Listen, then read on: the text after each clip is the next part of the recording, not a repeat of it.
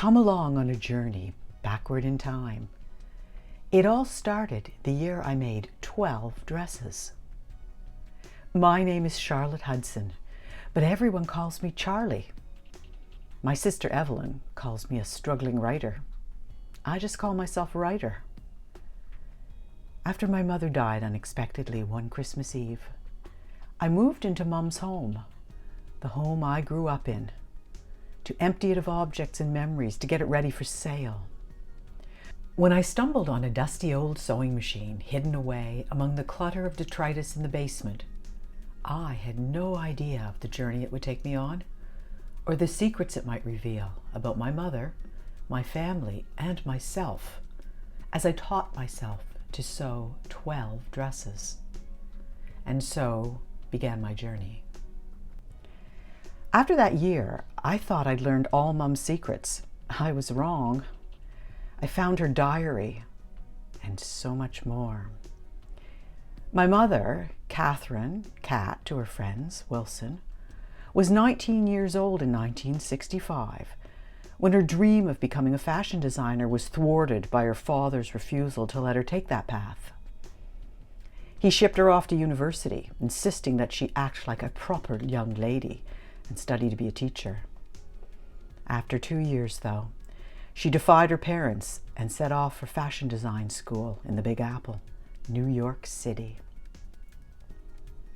My mom's story, set against the backdrop of flower power, the Vietnam War, race riots, and the burgeoning women's movement, became the basis of my first book, my very first book, Cat's Cosmic Blues.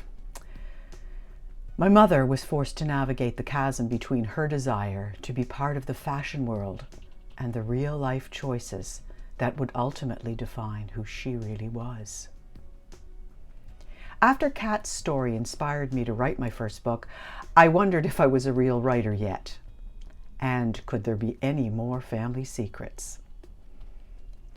Then I discovered my great-grandmother Franny Phillips's stash of 8 couture dresses and a grainy photograph that seemed to suggest that my great-grandmother survived the sinking of the Titanic.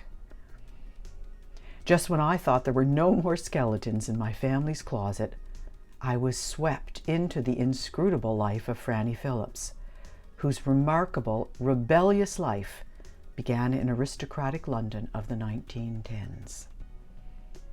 My great-grandmother must have set the stage for the generations to follow. She wanted so much more from her life than to be the pampered wife of an aristocratic businessman like her father. Then a single mistake changed her life forever, and she fled to Paris to begin again.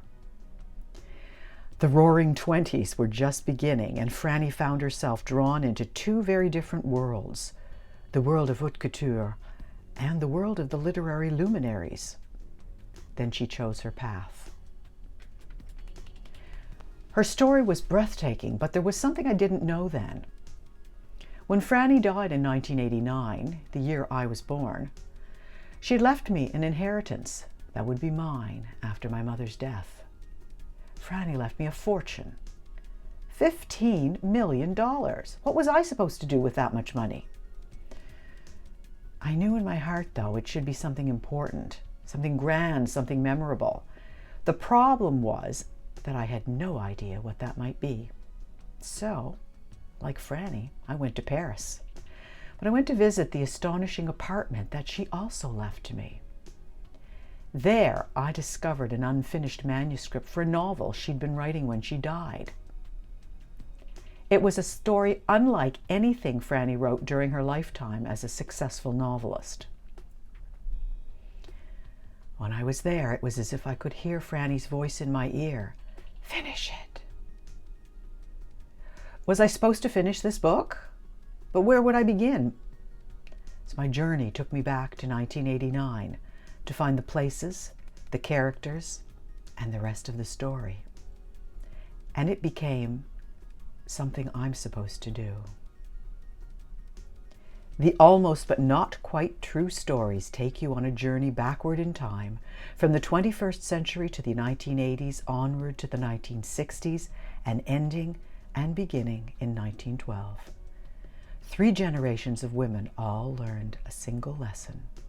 You don't get the life you deserve. You get the life you create.